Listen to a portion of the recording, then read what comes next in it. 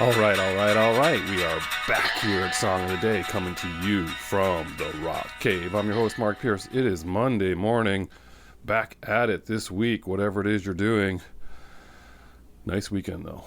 Hope you had a good one, too. What are we talking about today? Well, first and foremost, 1 year ago, February 7th, 2021, seemingly the biggest episode in Rock Cave history aired with that famous Carpenters episode, still sitting in pole position at number one with most views at 1,300 views. 1,400 views? Somewhere around there. Anyway, that's just the strangest thing we have going here. Still number one, close behind it. I think it's 1,400 because 1,300 close behind it is the tribute to the band Cinderella, when two of their members passed away in the same year. Behind that, you've got U2's The Unforgettable Fire at like 1,100 views. Jerry Cinnamon holding strong at 909 views. And then, coming in fifth place, last week's episode of Måneskin at 857 or something, or 807. Anyway, they're closing in on Jerry Cinnamon, so go figure. But what are we talking about today? In reality, we're going back to this date in 1969, when the Who start recording the song Pinball Wizard.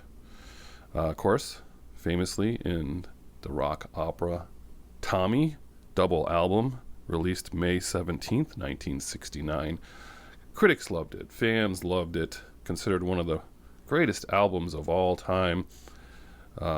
Everyone knows the story about that, right? So obviously it was written by Pete Townsend. They gave him creative control over this whole project. He was tired of doing 3 and 4 minute singles. He wanted to do something different, so he came up with this idea. One of the producers or somebody came along and was kind of struggling with the spirituality aspect of it and said, this deaf, dumb, and blind kid, he should do something. He should be really good at a game or something. And Pete Townsend knew that this guy was very much into pinball, so he turned it into pinball. So that's how that came about. And this song has been played at pretty much at every Who concert ever since May of '69 or whenever it debuted. What a drag if you saw a Who concert and they didn't play this song. I wonder how many times that happened. But it's pretty much been a staple. And it's pretty much the way it's played out on the album. Not a huge deviation there. 20 million copies of this record sold. Went to number 2 in the UK, number 7 in the US. That was as far as the album is concerned. The single was number 4 in the UK, and the single was number 19 in the US. But this one's good. I mean, it's catchy, right? I mean, this one doesn't really get old for me. For some of you Who fans out there, I don't know, is Tommy your favorite Who record? It might be.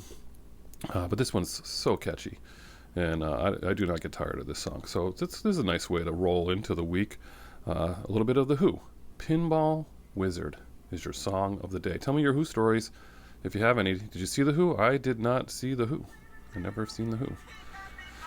So I want to hear if you have. But that's your song of the day. Pinball Wizard from 1969. Enjoy it, and whatever you're doing today, I hope it involves music. Looking forward to the rest of the week in this cave. Play yourself some Carpenters if you're not going to play the Who.